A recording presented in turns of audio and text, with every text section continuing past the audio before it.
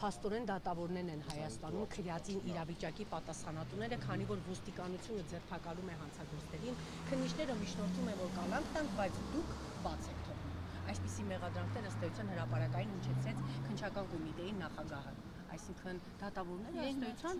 մեղ չունեն։ Դուք քրեական ոլորտը քննող դատավոր եք։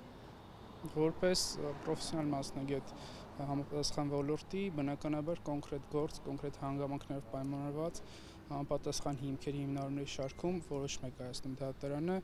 խաբամիջոցի միջնորդությունը մերժելու կամ բավարարելու կամ մասնակի բավարարելու մասին։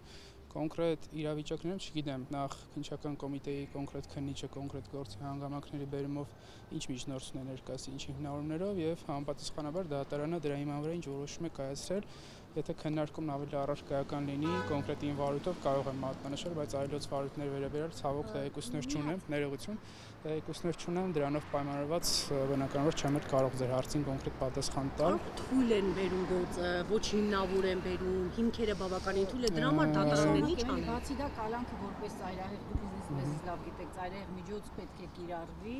Եվրոպան էլ է այդպես ասում, բայց վիճակագրությունը լրիվ հակառակն է ասում։ Գուցե դրա համար է, որ դուք նաև ձեր գործընկերները իսկապես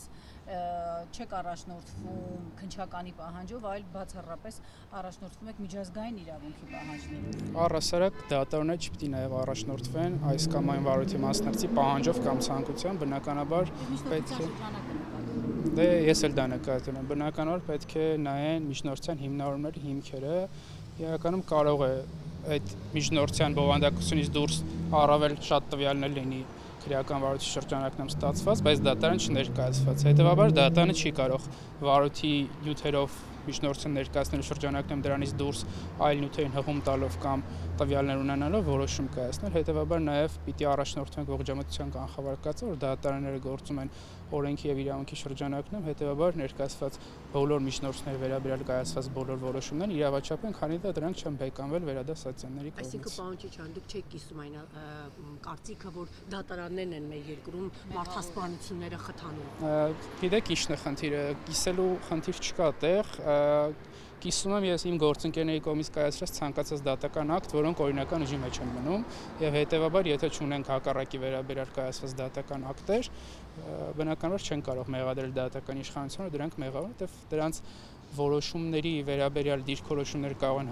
արտահայտել միայն վերադասացիաները համապատասխան դատական ակտերով,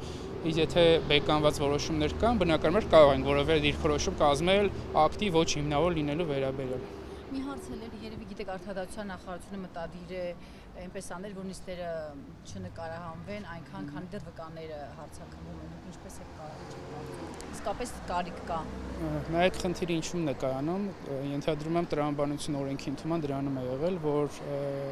կոնկրետ գործի հանգամանքների բերումով օրինակ խոչընդոտ դատելու ռիսկը բավականին մեծ է լինում նույնիսկ դատական քննության ընթացքում եւ վկաների ցուցմունքների բովանդակային հրապարակումը դատական նիստի ընթացքում կարող է խոչընդոտ հանդիսանալ մյուս առաջիկայում արձակվող վկաների ցուցմունքների օբյեկտիվության գնահատման առումով, այսինքն լսեն վկաները, թե մյուս վկան ինչ է ասա եւ գան համանման ցուցմունք տան։ Դրա համար էլ ենթադրում եմ այդ օրենսդրական նախաձեռնությամբ հանդես է եկել արդարադատության նախարարությունը։